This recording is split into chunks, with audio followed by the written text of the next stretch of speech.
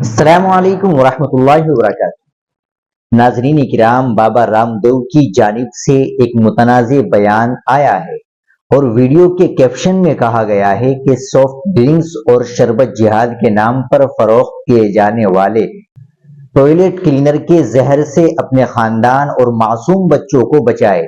یوگا گرو رام دیو نے اپنے تبصرے کے ساتھ تنازع کھڑا کر دیا ہے، جس نے لوگوں کو شربت جہاد کے خلاف متنبع کیا ہے۔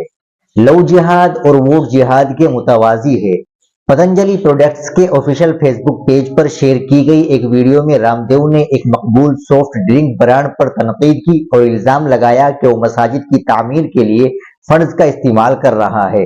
اگر آپ وہ شربت پیتے ہیں تو وہاں مسجدیں مدرسے بن جائیں گے، لیکن اگر آپ پتنجلی کی گلابی شربت پیتے ہیں تو گروکل، پتنجلی یونیورسٹی اور بھارتیہ شکشا بورڈ بن جائیں گے۔ انہوں نے ویڈیو میں کہا، ویڈیو کے کیپشن میں کہا گیا کہ اپنے خاندان اور معصوم بچوں کو سافٹ ڈرنکس اور شربت جہاد کے نام پر فروخت کیے جانے والے ٹوائلٹ کلینر کے زہر سے بچائے۔ اگرچہ انہوں نے واضح طور پر اس برانڈ کا نام نہیں بتایا، کئی میڈیا اداروں نے اطلاع دی ہے کہ وہ ممکنہ طور پر ہمدرد کی روح افزا کا حوالہ دے رہے تھے۔ رام دیو نے مزید دعویٰ کیا کہ لوگ نادانستہ طور پر گرمیوں کے مہینے میں سافٹ ڈرنکس کی شکل میں ٹوائلٹ کلینر کے طور پر استعمال کر رہے تھے، جس سے ان کی صحت پر سوالیہ نشان لگا تھا۔